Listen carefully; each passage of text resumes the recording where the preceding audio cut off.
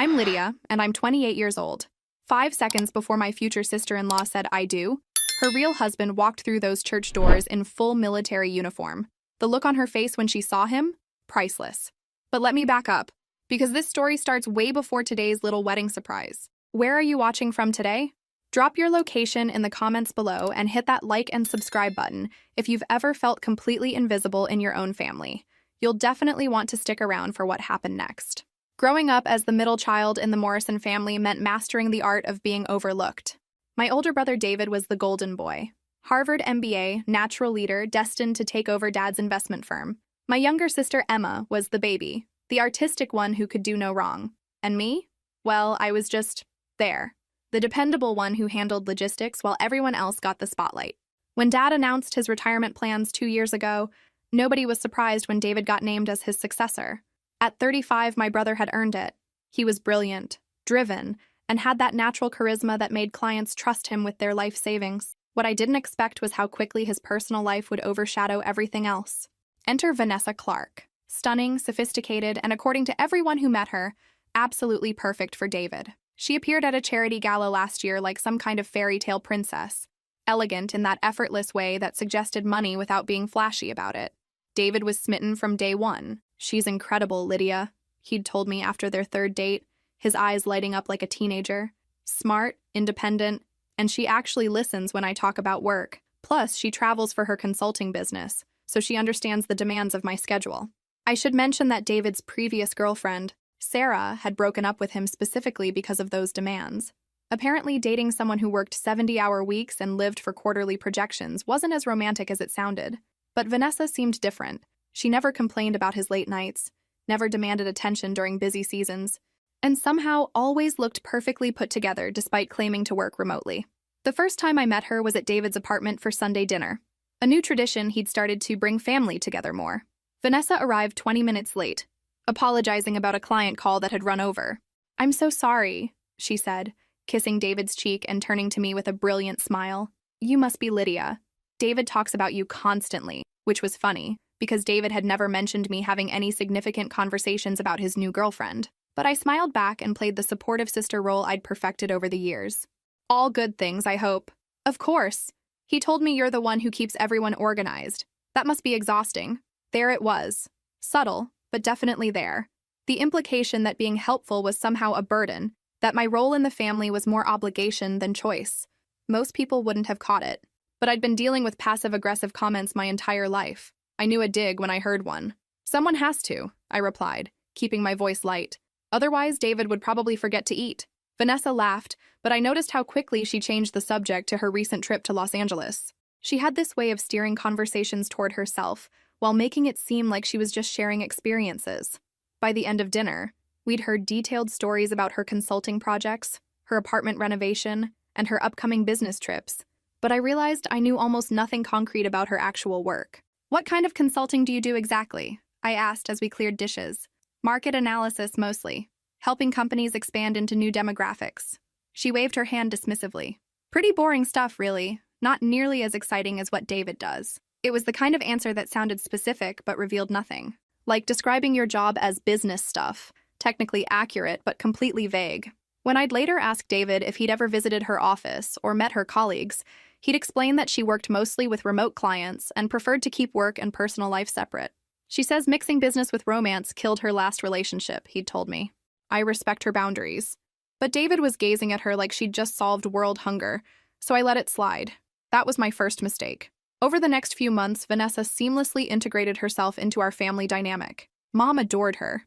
Such lovely manners, and she actually asks about my garden. Dad was impressed by her apparent business acumen, and Emma thought she was the coolest person alive because Vanessa had somehow befriended several Instagram influencers during her travels. I was the only one who seemed to notice the inconsistencies, like how she claimed to be lactose intolerant at family dinners but ordered cheese-heavy dishes when we went out to restaurants. Or how her emergency client calls always seemed to happen during family events, but never when she was alone with David. Or how she'd mention visiting cities for work that she'd later claim she'd never been to. When I brought up these discrepancies to David, he had explanations for everything. "She's probably just being polite about the lactose thing at family dinners," he said when I mentioned the food situation. And those client calls are why I respect her work ethic so much. She's dedicated. Right. Because nothing said dedicated professional like taking business calls during your boyfriend's sister's birthday party. But David was so completely smitten that he'd explicitly told me he didn't want to overthink his happiness. For once in my life, I'm not going to analyze everything to death, he'd said. I'm just going to trust what I feel. Which meant he actively avoided asking the kind of probing questions that had made him successful in business. Love had made him willfully blind. The real red flag came during Emma's art show opening. Vanessa arrived late, as usual, claiming her flight from Denver had been delayed. But when Emma mentioned a piece inspired by the Denver Art Museum, Vanessa looked completely blank. "Oh, I didn't have time for sightseeing," she said quickly. "It was just a quick overnight trip." Except she'd told us at dinner the week before that she was staying in Denver for 4 days. When I casually mentioned this, she laughed it off. Did I say 4 days? God, I travel so much I can't keep anything straight. It was definitely just overnight. But I remembered because I'd specifically asked if she'd have time to visit the museum Emma had been raving about. David, of course, didn't remember the previous conversation and accepted her explanation without question. That's when I started paying closer attention. Not because I was jealous, despite what Vanessa would later claim, but because something felt fundamentally wrong. In my family, I might have been overlooked, but I wasn't stupid. And my gut was screaming that Vanessa Clark was not who she claimed to be. The engagement happened on New Year's Eve. David had planned this elaborate proposal at midnight, complete with champagne and our entire family present to witness the moment. When Vanessa said yes, through what appeared to be genuine tears, everyone cheered. Even I applauded, because despite my reservations, I wanted David to be happy. But as I watched her showing off the ring, a stunning vintage piece from our grandmother's collection, I caught something in her expression, just for a second. When she thought no one was looking, her smile shifted. It wasn't joy or love or overwhelming emotion. It was satisfaction, like a chess player who'd just achieved checkmate. "Isn't it gorgeous?" she gushed to Emma, angling her hand to catch the light. "David has such incredible taste." "It's beautiful," Emma agreed.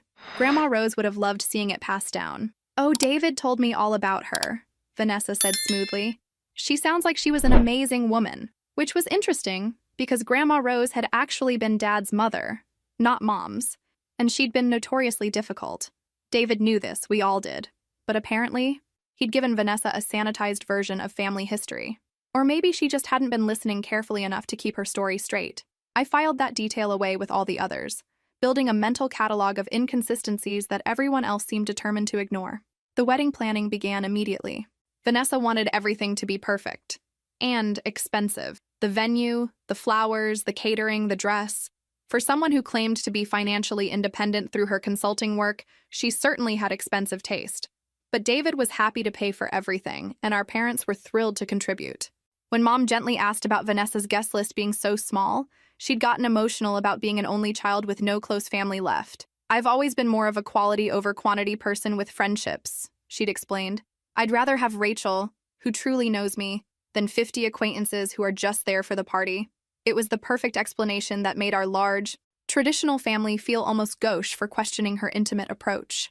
"She deserves the wedding of her dreams," Mom said when I accidentally mentioned the mounting costs.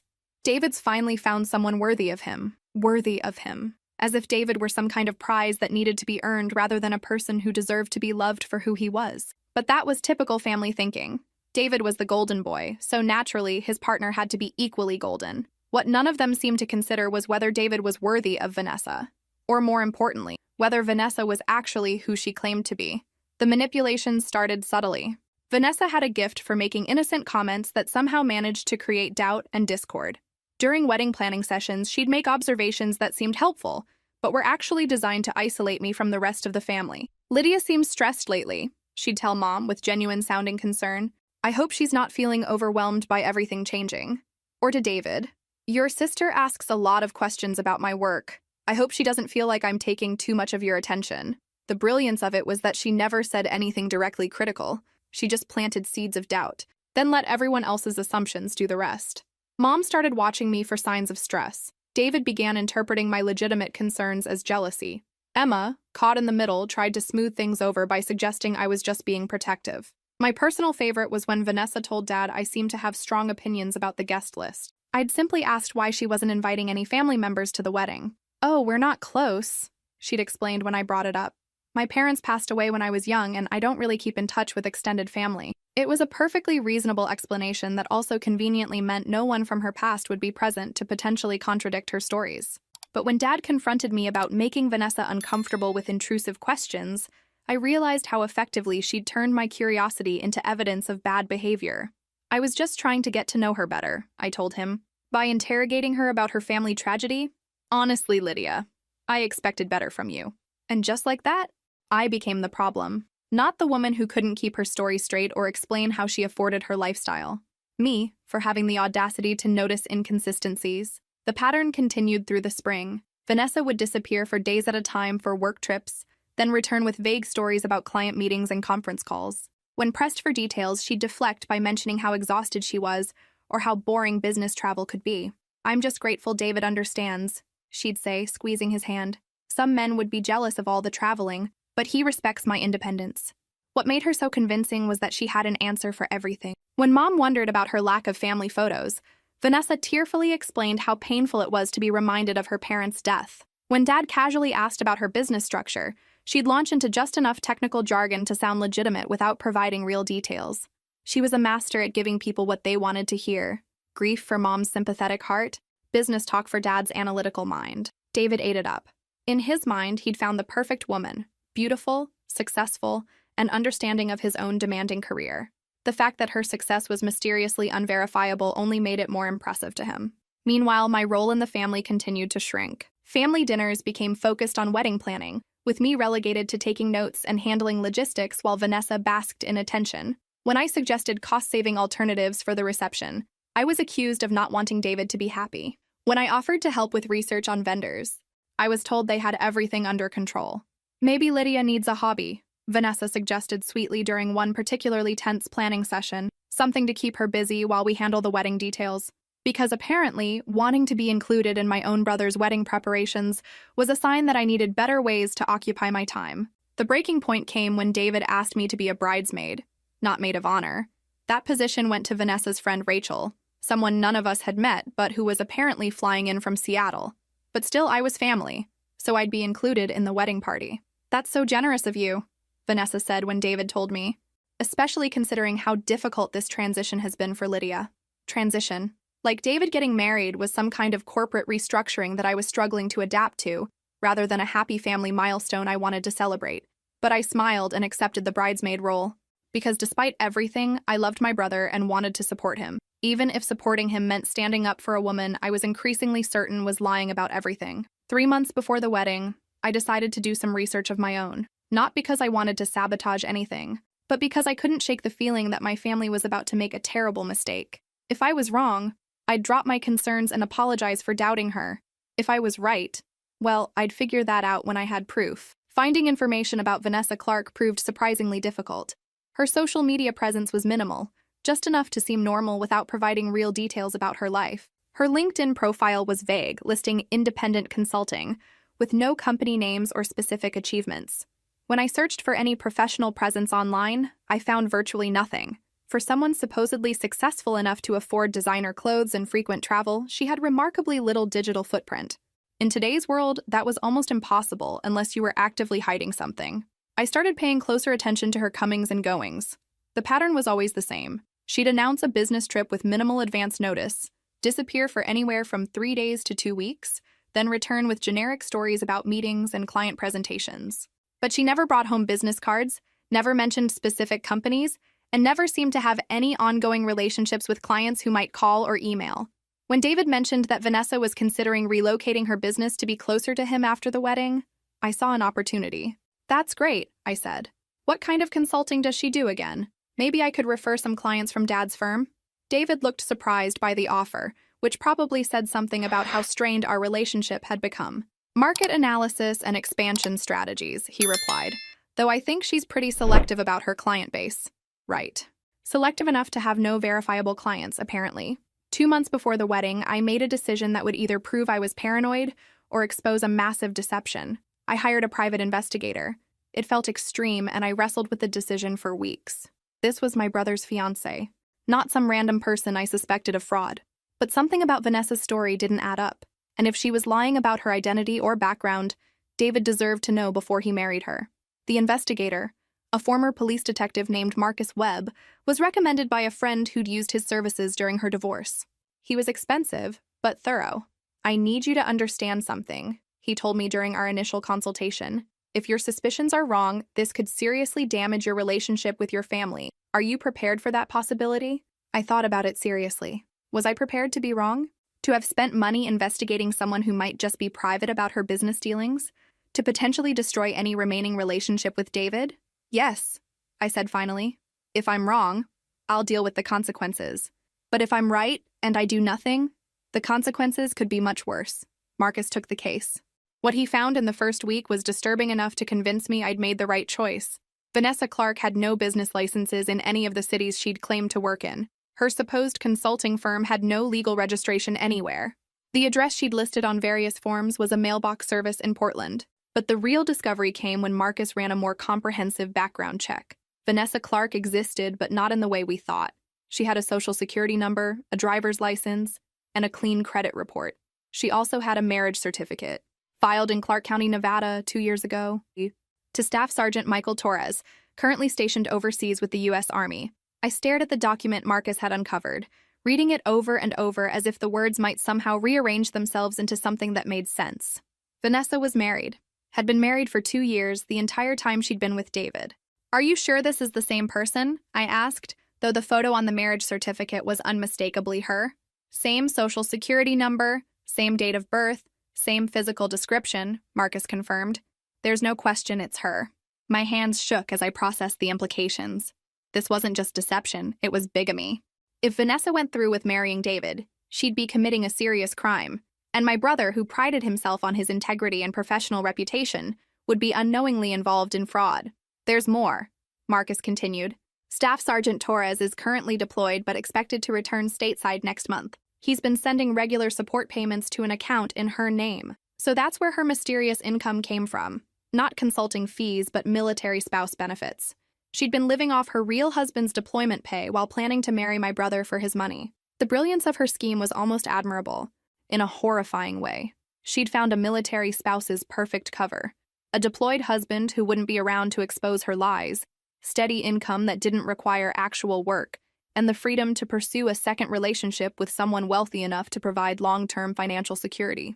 I sat in my car outside Marcus's office for an hour, trying to figure out what to do with this information. I could confront Vanessa directly, but she'd probably just deny everything and convince David I was lying out of jealousy. I could tell David, but he was so infatuated he might not believe me without concrete proof. I could tell my parents, but they'd probably react the same way David would. Or I could wait and expose her publicly, in a way that would make denial impossible. The wedding was 6 weeks away.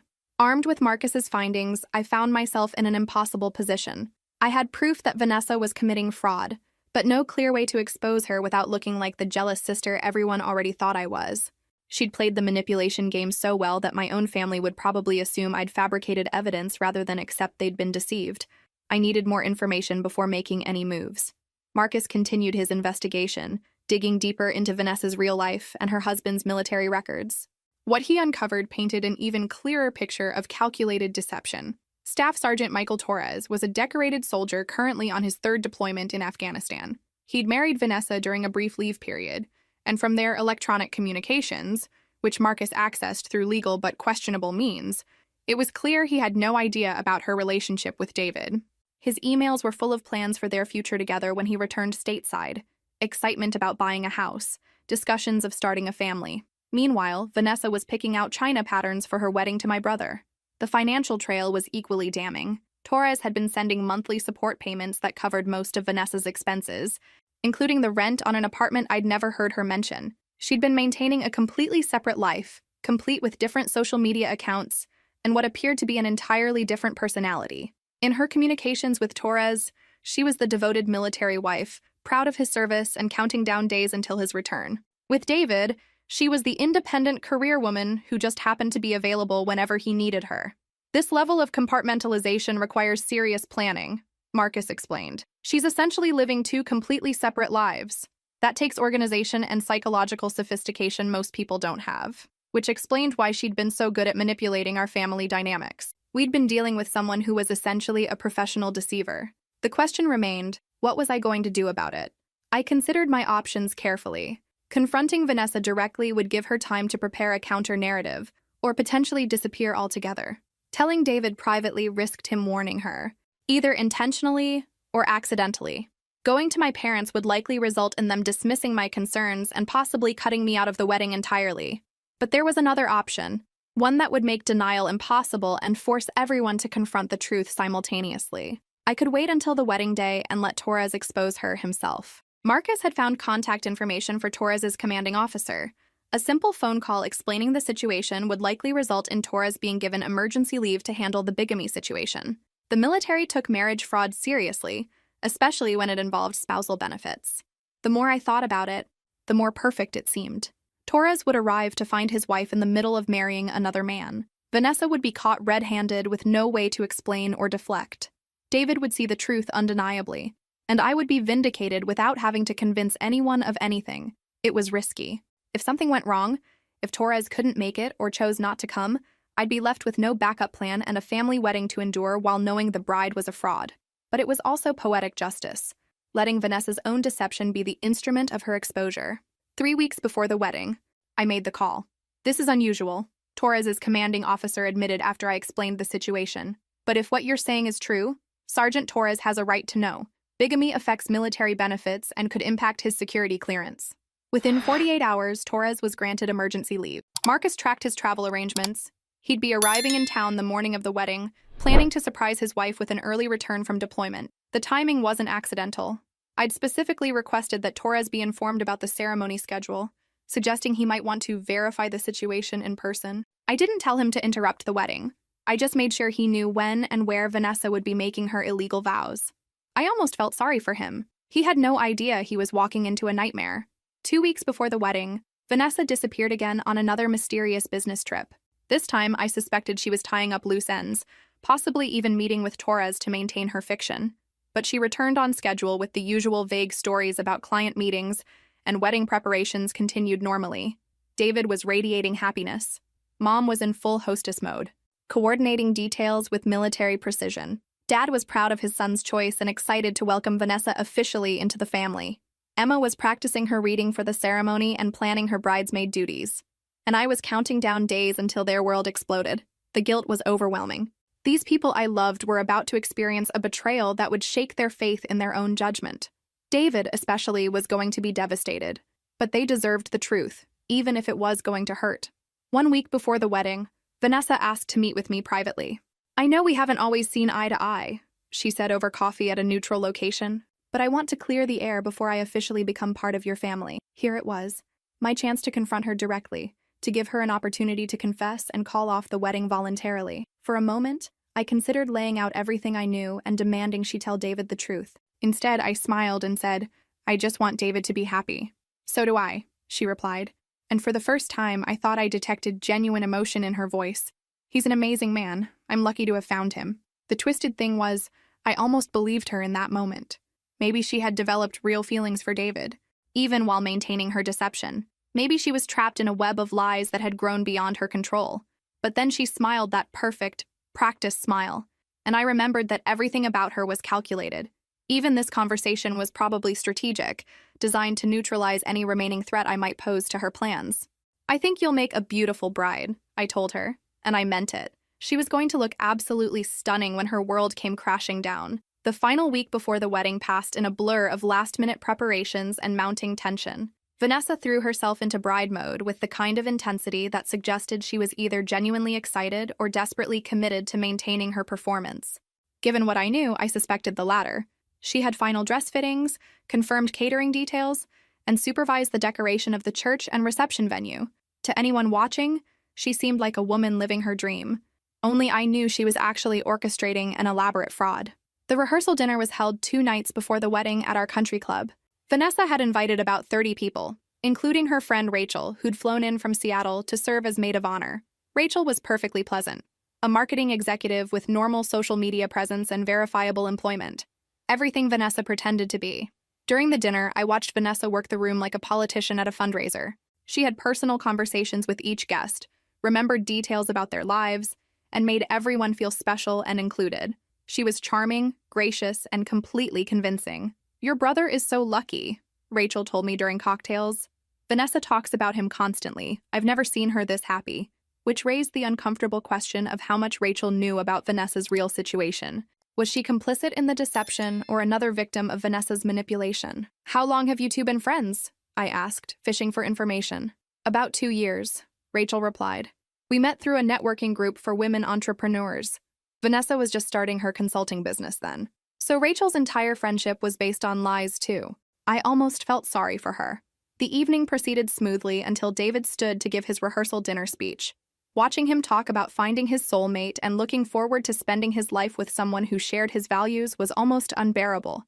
He was so sincere, so genuinely happy, that I had to excuse myself to the restroom to compose myself. When I returned, Vanessa was at the microphone, giving her own speech about finding her forever home with the Morrison family. I've always believed that family is chosen, not just inherited, she said, looking directly at me, and I'm grateful that this family has chosen to embrace me, even when it might have been easier to be cautious. The implication was clear. I had been the cautious one, the suspicious one, the one who'd made embracing her difficult. Even now, she was working the narrative to her advantage. But in less than 48 hours, caution would be vindicated. The morning of the wedding, I woke up with a knot in my stomach that had nothing to do with bridesmaid duties. By now, Torres would be en route to what he thought was a surprise reunion with his wife. He had no idea he was about to walk into a wedding ceremony where she was marrying someone else.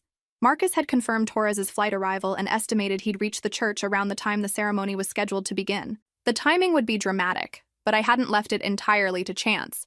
I'd made sure Torres had all the information he needed to arrive at the most impactful moment. I got dressed in my bridesmaid gown, a beautiful sage green that Vanessa had chosen to complement her complexion, and headed to the church for photos.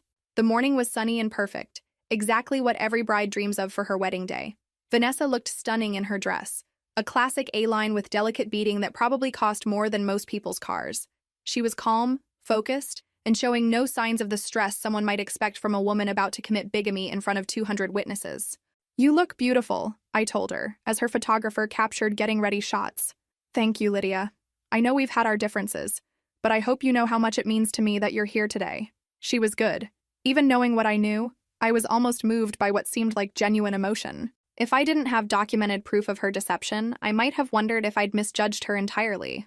But I did have proof, and in about an hour, everyone else would too. The guests began arriving as we finished photos. I spotted several of Dad's business associates, college friends of David's, and extended family members I hadn't seen in years. Everyone was dressed in their finest, excited to witness what they believed would be a beautiful celebration of true love.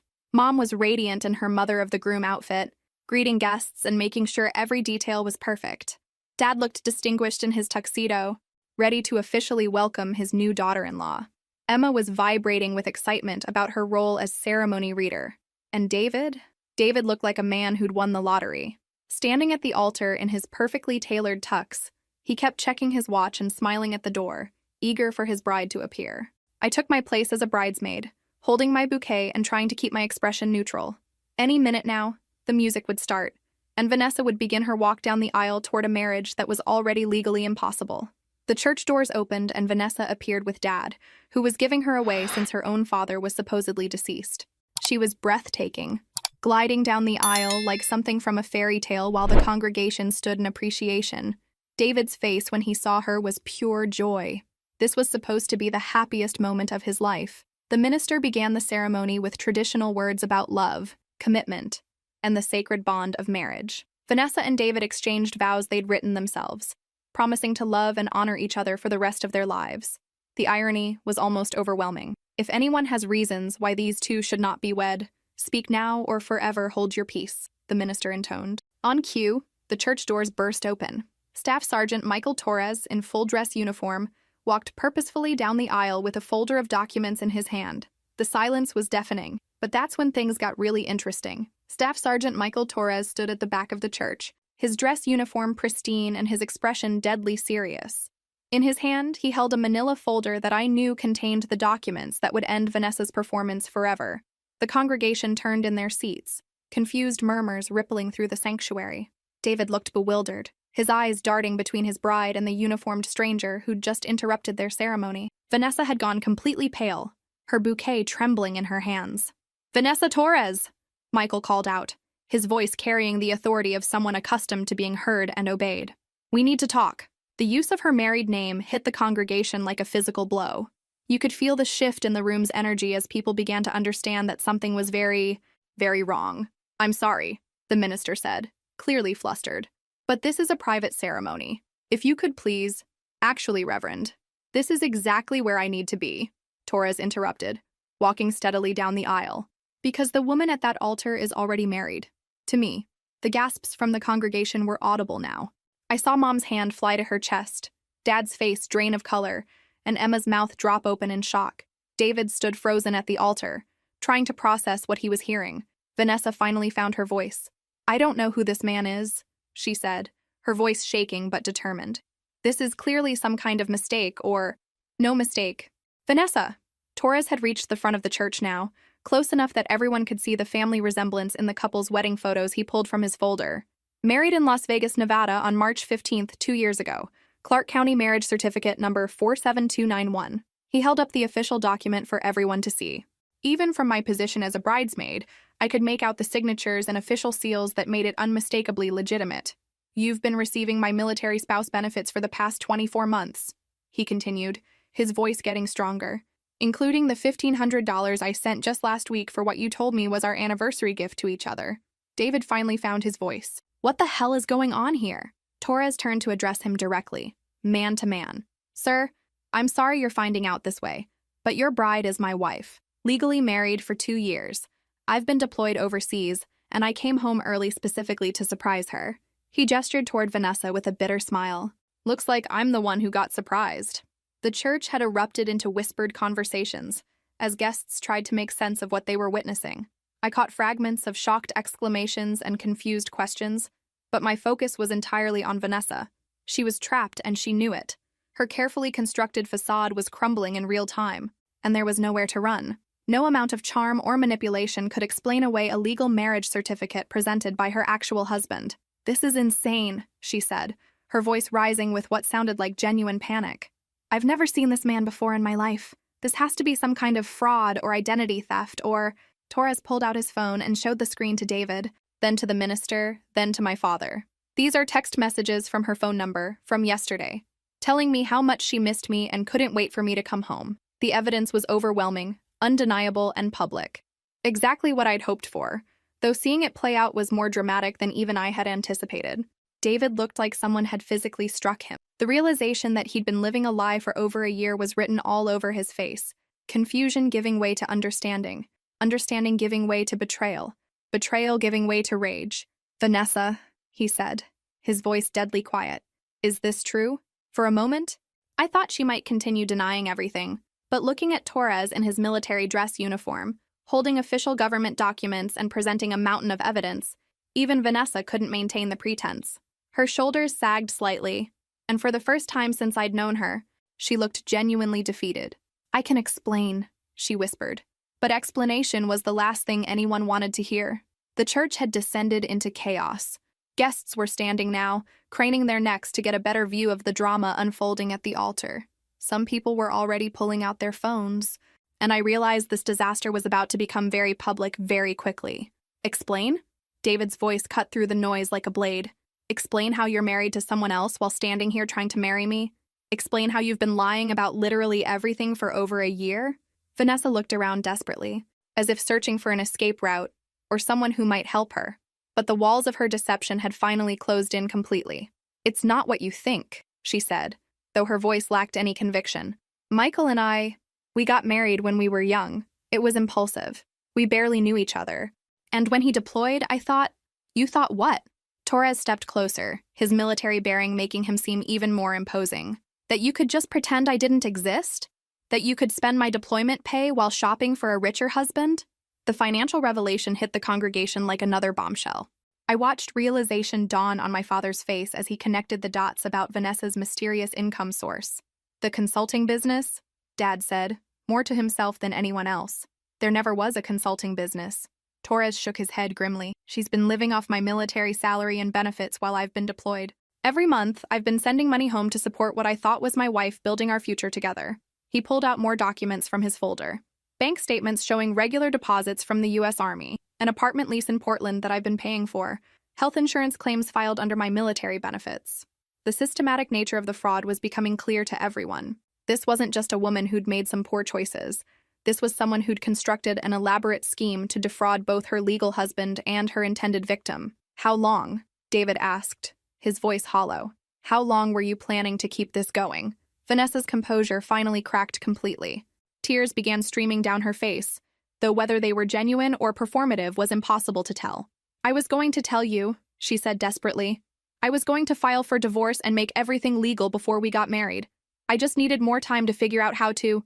To what? How to explain to your deployed husband that you were leaving him for someone with more money. Torres's disgust was evident in every word. I've been in Afghanistan for 8 months, Vanessa, dodging bullets and missing you every single day while you've been planning a wedding to another man. The cruelty of it was staggering. While Torres had been serving his country and faithfully supporting his wife, she'd been systematically deceiving everyone around her to secure a more lucrative future. Mom had made her way to the front of the church, her face a mixture of shock and horror. Vanessa, honey, surely there's been some misunderstanding. There's no misunderstanding. Mrs. Morrison, Torres said gently but firmly. Your son has been dating a married woman who's been committing benefits fraud with the U.S. military. This isn't a relationship gone wrong. It's organized deception. Emma was crying now, whether from the shock of the revelation or the destruction of what she'd thought was a beautiful love story. The guests were openly staring, some beginning to file out of the church as they realized this wasn't going to be resolved quickly or quietly. David stood at the altar in his wedding tuxedo, surrounded by flowers and candles, and all the trappings of what should have been the happiest day of his life. Instead, he looked like a man watching his entire world collapse in real time. The trips, he said suddenly, pieces clicking into place. All those business trips, you were visiting him. Vanessa shook her head frantically. No, that's not… I mean, sometimes I had to maintain the appearance. The appearance of being married to your actual husband while you were planning to marry me for my money. David's voice was getting stronger, fueled by growing anger. Do you have any idea what you've done? To me? To my family? To him?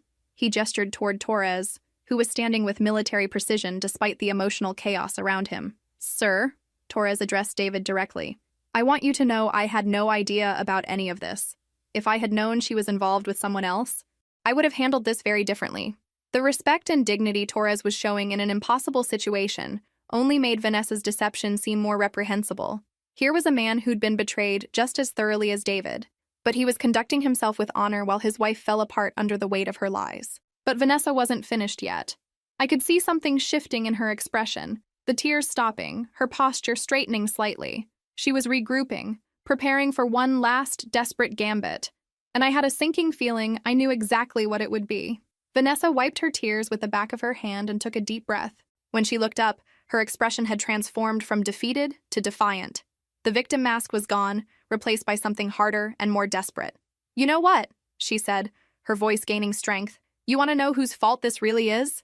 She turned and pointed directly at me, her fingers shaking with either rage or adrenaline. This is all because of her. Lydia couldn't stand that her perfect brother found someone who actually loved him. She's been sabotaging us from day one. The accusation hit the church like a lightning bolt. Every head turned toward me, and I felt the weight of 200 pairs of eyes suddenly focused in my direction. Even Torres looked confused by this sudden turn. She hired a private investigator to dig up dirt on me, Vanessa continued, her voice rising to near hysteria. She's been plotting this for months because she can't stand that David chose me over his precious family. The brilliant thing about her strategy was that it contained just enough truth to be believable. I had hired Marcus Webb. I had been investigating her background. To someone who didn't know the full context, it might sound like jealous sister behavior rather than legitimate concern. Lydia has always been jealous of David's success, she pressed on, playing to years of family dynamics that she'd observed and exploited. And when he found real love, she couldn't handle not being the center of attention anymore. I watched my family's faces as they processed this accusation. Mom looked confused and hurt, clearly torn between what she was hearing and what she'd witnessed. Dad's expression was unreadable. Emma was staring at me like she'd never seen me before. And David was looking at me with something that might have been doubt. Is that true, Lydia? He asked quietly. Did you hire someone to investigate Vanessa? The question hung in the air like a sword over my head. This was the moment Vanessa had been building toward, turning the truth into a weapon against me. If I admitted to the investigation without proper context, I'd look exactly like the jealous, vindictive sister she was painting me as. But if I denied it, Torres was standing right there with evidence that would contradict any lies I might tell. Yes, I said simply. I did. The congregation erupted in whispers and shocked exclamations. Vanessa's face lit up with vindictive satisfaction. There! She said triumphantly. She's been planning this humiliation for months. She couldn't bear that David was happy, so she decided to destroy our wedding. It was a masterful manipulation, turning her own criminal behavior into my fault.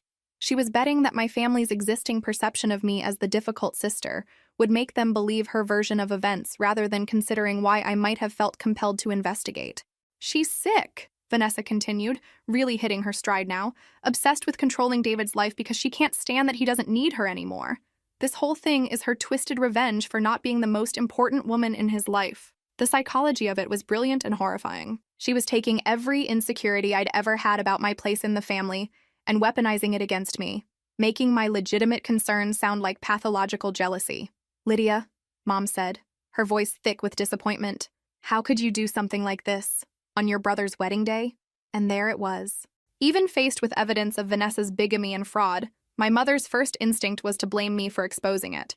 The family dynamics Vanessa had exploited so expertly were still in play, even now. Torres looked completely bewildered by this turn in the conversation. Ma'am, he said, addressing Vanessa directly. I don't understand what your sister-in-law has to do with the fact that you're married to me.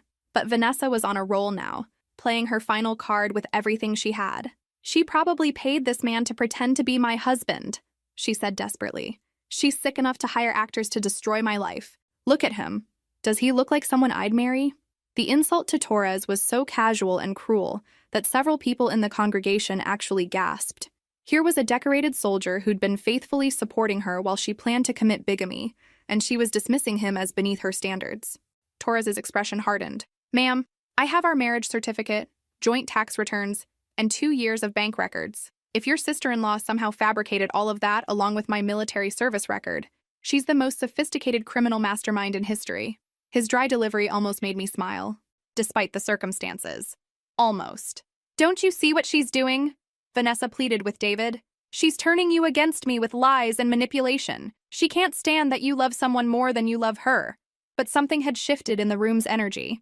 The desperation in Vanessa's accusations was becoming obvious, and people were starting to see through her performance. More importantly, David was starting to see through it too. I could watch the pieces clicking into place in his mind, not just about Vanessa's deception, but about the months of manipulation that had led to this moment, the seeds of doubt she'd planted about me, the way she'd isolated him from his family, the systematic campaign to make him question my motives. He wasn't looking at me with doubt anymore. He was looking at Vanessa with recognition. David stood perfectly still for what felt like an eternity, processing everything that had been revealed in the past 10 minutes. The church had gone quiet, except for occasional whispers and the sound of people shifting in their seats. Vanessa was breathing heavily, having expended all her energy on her desperate accusation against me. When David finally spoke, his voice was calm in a way that was somehow more terrifying than if he'd been shouting.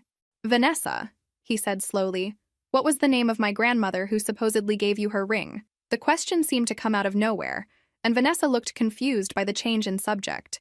Your grandmother Rose, she stammered.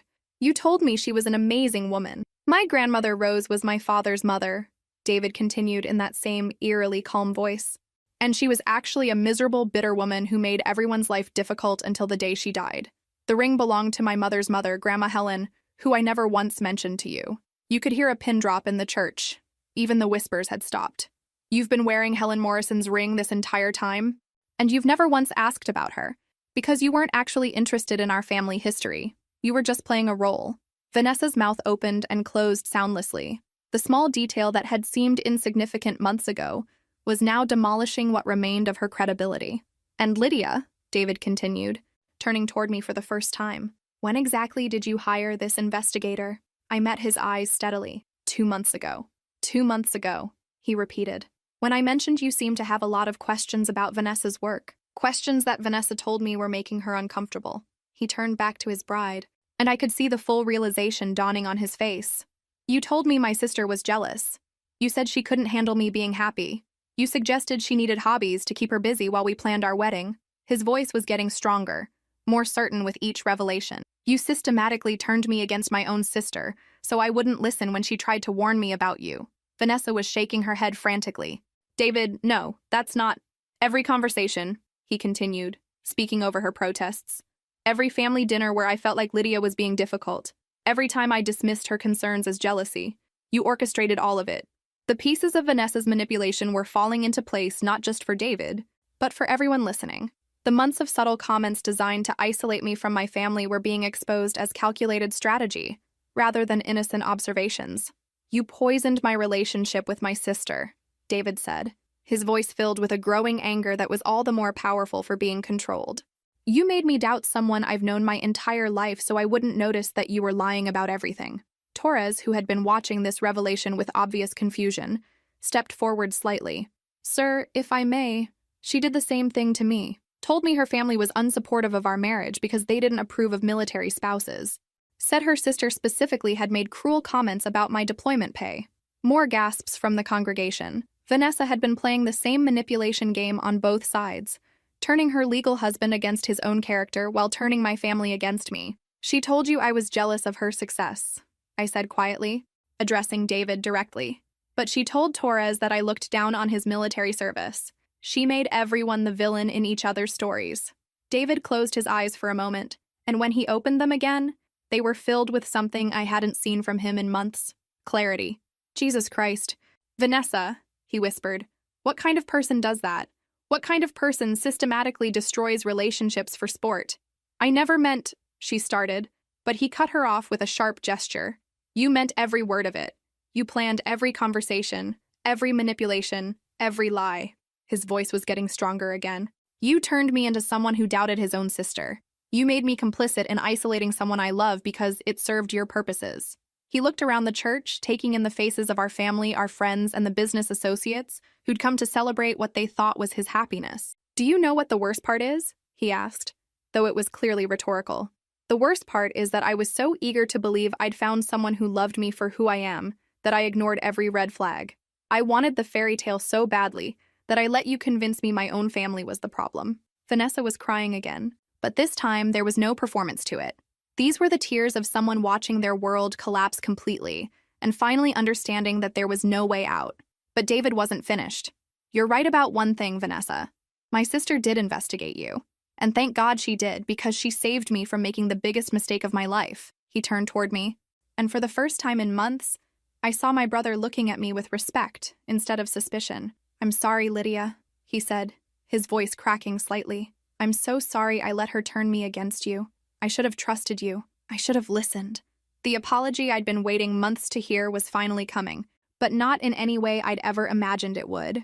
The church was absolutely silent now, everyone holding their breath as David composed himself for what was clearly going to be his final words to the woman he'd planned to marry. When he spoke again, his voice carried across the sanctuary with the kind of authority I remembered from our childhood. My big brother taking charge of a situation and making sure everyone understood exactly where they stood. Ladies and gentlemen, he said, addressing the congregation directly, I owe all of you an apology for bringing you here under false pretenses. You came to celebrate what you thought was a marriage between two people who loved each other. Instead, you've witnessed the exposure of someone who has built her entire life on deception and manipulation. He gestured toward Vanessa, who was standing frozen at the altar in her beautiful wedding dress, looking like a deer caught in headlights. This woman is not who any of us thought she was. She's not an independent businesswoman. She's not someone who fell in love and made some mistakes. She's a fraud who has systematically manipulated everyone in this room, including me, for over a year. The congregation was riveted, hanging on every word. Some people were recording on their phones, though whether for personal memory or to share later, I couldn't tell. She convinced me that my sister was jealous and vindictive, David continued, his voice growing stronger. She made me doubt my own family's judgment because questioning her story meant questioning everything I wanted to believe about my own happiness. He turned to face Vanessa directly, and the look in his eyes was one I'd never seen before. Not anger, not hurt, but something colder and more final. You want to know who the real failure is in this room, Vanessa? It's not my sister, who worked to protect her family even when it made her look like the villain. It's not my parents, who welcomed you with open arms because they trusted my judgment. It's not even Torres, who served his country while faithfully supporting someone who was betraying him every single day. His voice rose slightly, carrying to every corner of the church. The failure is you. You had a husband who loved you enough to send you his deployment pay from a war zone. You had a family that was ready to embrace you as a daughter and sister. You had every opportunity to build something real and honest, and instead you chose to be a con artist. The words hit Vanessa like physical blows. She was shaking now, whether from rage or fear or simple shock at being exposed so completely and publicly. "David, please," she tried one last time. "No." His voice was flat, final. "You don't get to please your way out of this. You committed fraud against the United States military. You attempted to commit bigamy in front of 200 witnesses. You've destroyed the trust of everyone who cared about you, and you did it all for money." He pulled the engagement ring, our grandmother's ring, from his pocket and handed it to our father. "This belongs to our family, not to someone who sees us as marks to be conned." He looked around the church one more time. "There will be no wedding today. There will be no reception. What there will be is a conversation with law enforcement about benefits fraud and attempted bigamy." The threat of legal consequences seemed to finally penetrate Vanessa's shock. Her face went white, and for the first time she looked genuinely afraid rather than just cornered. "As for my sister," David continued, turning toward me with an expression I hadn't seen in over a year. "Lydia, I failed you. I let someone I'd known for 12 months convince me to doubt someone I've known my entire life. I prioritized my own happiness over your well-being, and I'm ashamed of that." His voice cracked slightly on the last words, and I felt tears starting in my own eyes. "You tried to protect me, and I punished you for it.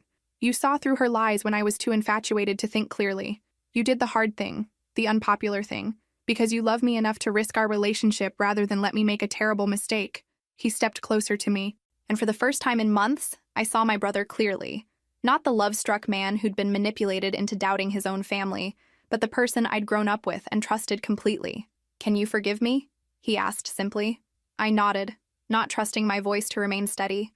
"The only person who deserves an apology from this family," he said, turning back to address the congregation, "is Staff Sergeant Torres, who served his country honorably while his wife was planning to defraud both of us."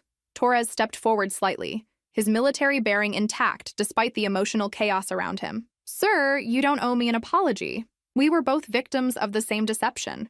I'm just grateful your sister had the courage to expose it before you made the same mistake I did." The respect in his voice when he mentioned me was something I'd remember for years to come. David nodded, then looked around the church one final time. "To everyone who came here today expecting to celebrate love and commitment, I'm sorry you had to witness this instead. But I'd rather discover the truth in front of all of you than spend years living a lie." With that, he turned and walked down the aisle, leaving Vanessa standing alone at the altar in her wedding dress, surrounded by the ruins of her carefully constructed deception. The show was over. The aftermath moved quickly, as these things tend to do once the truth comes out. Torres contacted the military police to report the benefits fraud, and by evening, Vanessa was facing both civilian charges for attempted bigamy and military investigation for spouse benefits fraud. The legal consequences alone would follow her for years, but the social consequences were immediate and devastating. Word spread through our social circles within hours.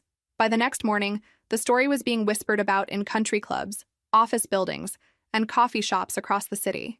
Vanessa's reputation was destroyed completely, not just as someone who'd made poor choices, but as someone who'd systematically defrauded multiple people while maintaining an elaborate facade. The financial losses were equally swift. The wedding vendors, the reception venue, the honeymoon reservations, everything had to be canceled, and most deposits were forfeited. Vanessa lost access to David's accounts, of course, and when Torres filed for divorce, he also reported the fraud to their bank and credit card companies. Within a week, she'd gone from planning a luxurious life as the wife of a successful businessman to facing legal bills she couldn't afford and a reputation that would follow her everywhere. But honestly, watching her lose everything wasn't nearly as satisfying as watching my family heal. The conversation David and I had the day after the wedding was one of the most important of our lives. He didn't just apologize. He took responsibility for how completely he'd allowed himself to be manipulated, and more importantly, for how he'd let that manipulation damage our relationship. "I keep thinking about all the times you tried to warn me," he said as we sat in his apartment, surrounded by returned wedding gifts. "Every question you asked that I dismissed as jealousy. Every concern you raised that she convinced me was you being difficult. You were in love," I told him, though part of me was still hurt by how quickly he'd turned against me. People do stupid things when they're in love. No, that's not an excuse. Love doesn't make you doubt your family's character. Manipulation does. He shook his head, still processing everything. She was so good at it, Lydia. Every conversation was designed to make me see you as the problem rather than questioning her stories. What struck me most about our reconciliation was how relieved David seemed. Not just about escaping Vanessa's deception, but about rebuilding his relationship with me.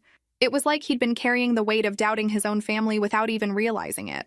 Mom and Dad were horrified when they understood the full scope of how they'd been played. Dad especially was furious with himself for not trusting his own business instincts when Vanessa's financial stories didn't add up.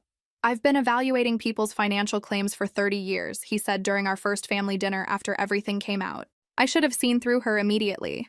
But that was the genius of Vanessa's approach. She'd told everyone what they wanted to hear while making me the villain for questioning any of it. The most surprising outcome was how the experience affected David's leadership at the company. Rather than being embarrassed by the public nature of the scandal, he handled it with a transparency and integrity that actually strengthened client confidence. He acknowledged that he'd been deceived, explained the steps he was taking to ensure it never happened again, and demonstrated exactly the kind of character people want in someone managing their money. If anything, one longtime client told Dad, "Seeing how David handled this situation makes me trust him more, not less." Anyone can be fooled by a professional con artist, but not everyone has the character to admit it publicly and make things right. 6 months later, David's business was stronger than ever, and our family had settled into a new normal that was actually healthier than before. The experience had forced all of us to examine how we communicated and how we treated each other's concerns. Emma, who'd been devastated by the wedding disaster, eventually told me it had taught her an important lesson about trusting her instincts. "I knew something felt wrong about Vanessa," she admitted, "but everyone else seemed so sure about her that I figured I was just being paranoid. As for me, I won't lie. There was enormous satisfaction in being vindicated so completely and publicly. For months, I'd been painted as the jealous, difficult sister who couldn't handle her brother's happiness. Having the truth come out in such an undeniable way felt like the universe finally setting the record straight. But the real victory wasn't proving I'd been right about Vanessa. It was getting my brother back. The morning after the wedding, I'd woken up expecting to feel triumphant. Instead, I felt something much better. Relief. Relief that David was safe. Relief that our family was whole again. Relief that I'd trusted my instincts even when it would have been easier to stay quiet. Vanessa had spent over a year trying to convince everyone that I was the problem, the obstacle, the failure. In the end, all she'd managed to prove was that sometimes the person asking uncomfortable questions is the one who loves you most. The truth has a way of surfacing eventually. Sometimes it takes a decorated soldier walking into a church to make that happen, but it always finds a way. And sometimes the best revenge isn't getting even. It's just standing quietly while someone else's lies collapse under their own weight. If this story resonated with you, make sure to like and subscribe for more stories about family drama, toxic relationships, and the satisfaction that comes when the truth finally comes out. Sometimes the people who love us most are the ones asking the hardest questions.